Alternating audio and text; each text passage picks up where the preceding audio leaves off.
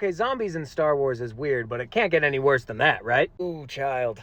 It can get so much worse. Have you heard of techno beasts? No. Well, you take a host and you infect it with a techno virus, and it basically turns you into a robot from the inside out. Wait, what the fuck? You can do that in Star Wars? If you're good enough at Sith alchemy, you can kinda do whatever the fuck you want. So it'll just turn these things into robots. Yeah, they'll grow these nasty metal tumors, and eventually it'll just take over your brain, making you a slave to whoever infected you with the technovirus.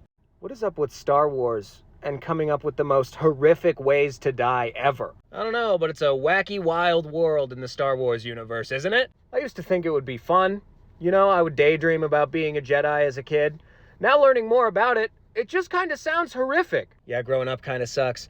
But hey, if you were a Sith and you knew Sith alchemy, you could be the one messing everyone's lives up instead of being infected and messing your life up. Yeah, I guess that's true. I mean, of course, eventually the use of the dark side will corrupt your body and you'll inevitably die a horrible and painful death at the hands of your apprentice.